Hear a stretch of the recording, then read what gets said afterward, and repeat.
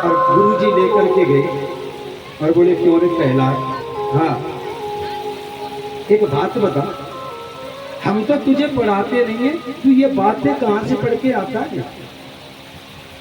अब प्रहलाद जी बोले अच्छा गुरुजी ईमानदारी से बताओ, ये दोनों में बात हो रही थी, क्या मेरी बात तुम्हें अच्छी नहीं लगती है? पर तुम पिताजी के डर से नहीं कुछ बोलते हो, अच्छी लगती है कि नहीं? गुरुजी बोले अच्छी तो लगती है भाई, पर तेरा पिता बहुत खतरनाक है, उसकी डर की वजह से हम कुछ नहीं कहते। तो फिर तू सीख के कहाँ से आया? हम तो तुझे पढ़ाते नहीं है और न कहीं तू किसी और गुरुकुल में पढ़ा है। प्रहलाद जी बोले गुरुजी हाँ मेरे गुरुजी तो अलग हैं। कौन? बोले नारद जी। कब पढ़ाया उन्होंने तुझे? बोले जब मैं माँ के गर्भ में था तभी उन्होंने मुझे पढ़ा दिया था। गुरुजी बहुत चक्के रह गए। बोले वाह यही बात है। अब एक दिन ऐसा हुआ कि गुरुजी तो चले गए बाजार कुछ लेने, अब विद्यालय खाली, बच्चे ही बच्चे रह गए। प्रहलाद जी बोले बच्चों हाँ आओ, आज कोई नया खेल खेलते हैं, गुरुजी है नहीं। बच्चे बोले ठीक है भाई प्रहलाद चलो। तो क्या खेलेंगे? प्रहलाद जी बोले आंख बिछोनी। बच्चे बोले ये कोई नया खेल है, ये तो बहुत पुराना खेल है। बोले हाँ मित्रों।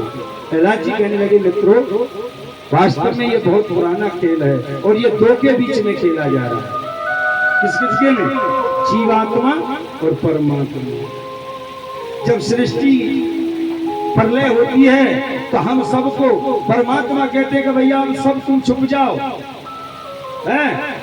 हम ढूंढेंगे, हम सब छुप जाते हैं परमात्मा के पेट में, उधर में समा जाते हैं। हमारे कर्मों के अनुसार हमें कर्मों के द्वारा एक एक को चुन चुन के भगवान निकाल देते हैं। फिर भगवान की बारी आती है छुपने की। फिर भगवान कहते हैं अब हम छुप रहे हैं और तुम्हारे अंदर ही छुप रहे हैं, अब तुम हमें ढूंढ के दिखाओ। और जिस दिन जिसने मुझे ढूंढ दिया उस दिन उसी की छुट्टी। जिस दिन परमात्मा को पा लिया छुट्टी, इस संसार में से आवागमन बंद। बच्चे बोले प्रहलाद हाँ भाई तुझे ऐसी बातें सिखाता कौन है? हमारे गुरुजी तो पढ़ाते नहीं, हम भी तेरे साथ ही पढ़ते, पर तुझे कौन सिखाता है इन बातों को? प्रहलाद जी बोले बता दूंगा मित्रों। बच्चे बोले भैया प्रहलाद हाँ एक बात बता, कुछ लोग कहते हैं कि ये उम्र भजन करने की थोड़ी है, ये तो पढ़ने लिखने की पैसे कमाने की है, अब इस उम्र में भजन थोड़ी करना चाहिए। प्रहलाद जी बोले अगर इस उम्र में भजन नहीं किया तो आगे होगा भी नहीं है? ये तो शुरू से ही अभ्यास डालना चाहिए। कब करेंगे हम भजन बताइए? जैसे जैसे हम बड़े होते चले जाते हैं उतना ही हमारा जीवन व्यस्त होता चला जाता है। प्रहलाद जी बोले सुनो, पहली बात तो इस कलयुग में 100 वर्ष की आयु है जीव की। पहली बात तो किसी को पता नहीं है कि कितने दिन जिएंगे, किसी को पता है नहीं ना? अच्छा चलो मान लेते हैं कलयुग में 100 वर्ष की आयु है, लेकिन 50 वर्ष तो सोने में निकल जाते हैं। निकल जाते का नहीं भाई? जब 100 वर्ष जिएंगे तो रात्रि भी तो है, उतनी दिन है उतनी रात्रि है। 50 रात्रि और 50 दिन वर्ष। अब बचे कितने? 50।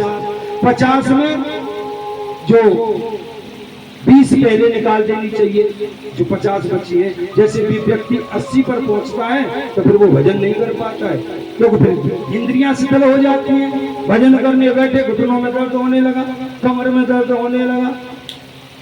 अब बचे कितने? 30। अब 30 वर्ष शादी होते ही नॉन तेल लकड़ी देवी जी के आदेश का पालन करना पड़ता है कि ये करो वो करो, ये करो वो करो। 20 वर्ष हमारे ऐसे मान लो कि 20 वर्ष पढ़ाई लिखाई में निकल जाते हैं, बचपन में निकल जाता है। जब इतना सब कुछ हो जाता है तो बताओ तो भजन किस टाइम करोगे? कोई है भजन के लिए टाइम? नहीं है ना। कुछ बचा? नहीं बचा। जो बुढ़ापे में है वहां भजन होता नहीं, तो कब करोगे? 100 वर्ष की आयु में भी एक दिन की हमारे ऊपर फुर्सत नहीं है, तो फिर हम भजन कब करेंगे?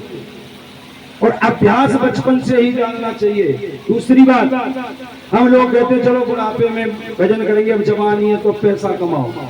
देखिए एक बात और है, चाहे तो पैसा कमा लो, पहलवानी कर लो, डकैती कर लो, हैं, चोरी कर लो, कुछ भी कर लो, सब जवानी में ही होता है।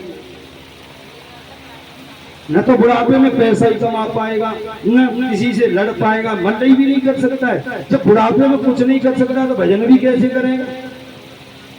तो भाई भजन भी जवानी में होता है। कभी कहता है ना कि भजन कर मस्त जवानी में, बुढ़ापा किसने देखा है? बुढ़ापे में अंधे हो जाओगे, दर्श तुम कर नहीं पाओगे, दर्श कर मस्त जवानी में। है? जब बुढ़ापे में होगा क्या ये बताओ? हम मान लेते हैं कि हमारी आयु 100 वर्ष की है, लेकिन इन 100 वर्षों में भी हम भजन नहीं कर पाए। शुरू से लगा लो, चलो दिन रात्रि को भी छोड़ो, 20 वर्ष में तो पढ़ाई लिखाई में निकल, अब तो जमाना और आ गया, को 30 वर्ष में जाकर के विवाह करते हैं। मतलब 30 वर्ष तो पढ़ाई लिखाई और विवाह शादी में निकल जाते हैं, फिर बच्चों को पढ़ाना लिखाना, उनके लिए मकान दुकान बनाना, 60 साल की उम्र तक पहुंच जाते हैं। उसके बाद हम बुढ़ापा आ जाता है, फिर कहाँ भजन होगा बताओ? कभी नहीं होगा। इसलिए जवानी से ही अभ्यास करते रहना चाहिए भजन करने का। ज्यादा नहीं, थोड़ा कर, जितना टाइम मिल जाए उतना। जिंदगी है जब तक फुर्सत न होगी काम से, कुछ ऐसा समय निकालो जो प्रेम करो भगवान से। अच्छा, अब इस कुछ समय के लिए भी ध्यान देना, जब तक हमारी जिंदगी है तो समय तो हमारे पास है ही नहीं, पर कुछ जो समय कह रहे ना कबीरदास, ये कौन से समय की कह रहे पता है? पता है? पता है? जो अन्य समय में फालतू काम करते हैं, किसी की चुगली, ये लड़ाई झगड़े, उस समय को जो हम दूसरों की चुगली निंदा करने में जिस समय को लगा रहे हैं, उस समय को परमात्मा में लगाओ ना।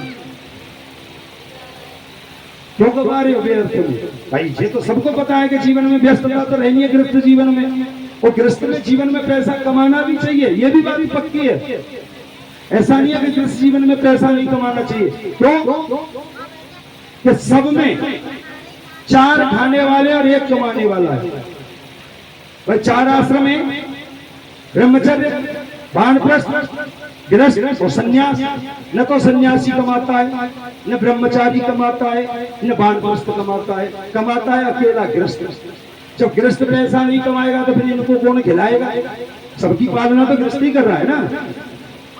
पैसा तो कमाना चाहिए, लेकिन जो फालतू की बातों में हम समय को गवाते हैं, उस समय को गवाओ मत, उस समय को परमात्मा के भजन में निकलेगा। पर क्या करें, विडंबना है, हमारे अंदर कूट के भरा हुआ है ना, वो निकल ही नहीं रहा है जो संसार भरा हुआ है। अब एक जन्म की बात हो तो निकल भी जाए, ये करोड़ों जन्मों से जीव इस माया के चक्कर में फंसा हुआ है, निकल नहीं पाता है। अब वो बताओ निकल पाता है तो नहीं ना। तो प्रहलाद जी की ऐसी बातें सुन करके बच्चे कहने लगे, प्रहलाद आज पता लगा जो गुरुजी कहते थे, क्या गुरुजी कहते थे ना कि ये तो पढ़ा